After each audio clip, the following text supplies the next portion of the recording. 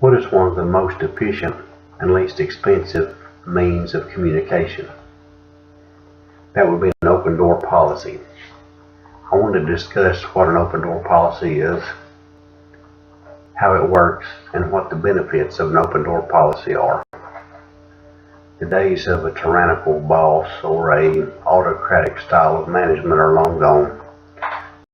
Nobody wants to be treated as an inferior or as a lesser person than anybody else.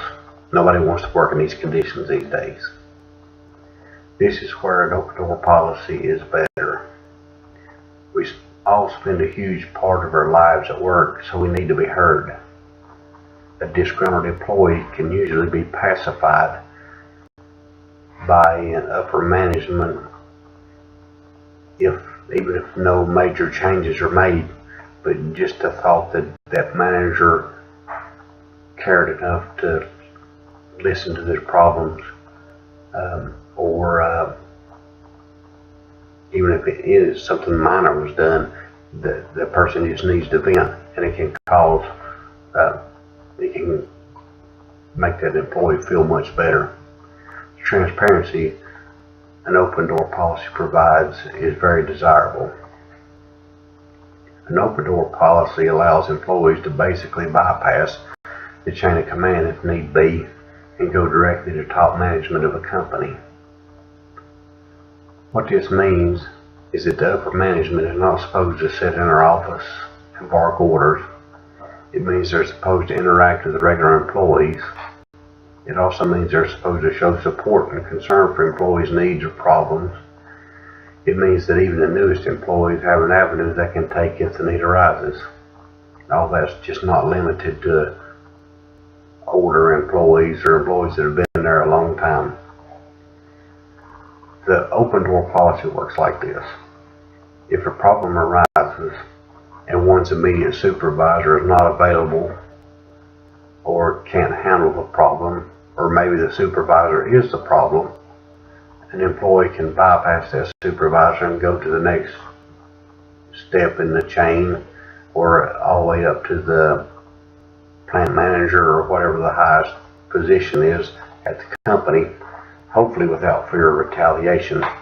It's all pretty simple and self-explanatory. The benefits of an open door policy are great. First and foremost, it breaks down communication barriers between regular employees and upper management.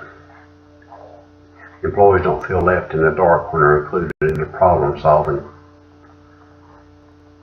The information is more accurate hearing it right from the horse's mouth, so to speak. There's less likelihood of getting distorted second or third hand information in all their translations.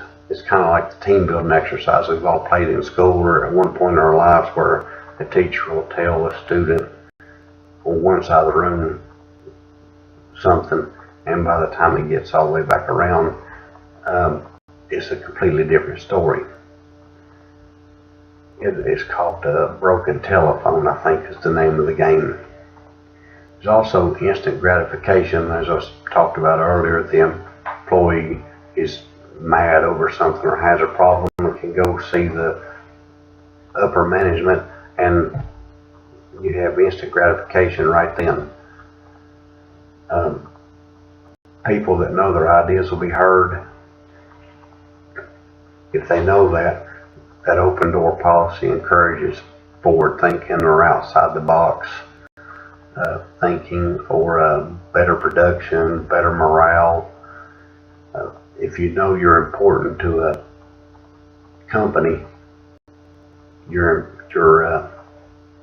production will be tremendously better. Happy employees are productive employees. An open door policy also helps build trust between employees and senior management. It can keep mid-level or line supervisors from bullying an employee and causing them to quit. Employees don't leave jobs, they leave bosses. I'm a perfect example of that. I left an absolutely wonderful job because of a boss. I've gone over what an open door policy is, how it works, and what the benefits of open door policies are. It makes good sense to have an open door policy. benefit far outweighs the negatives of it. And best of all, it's free.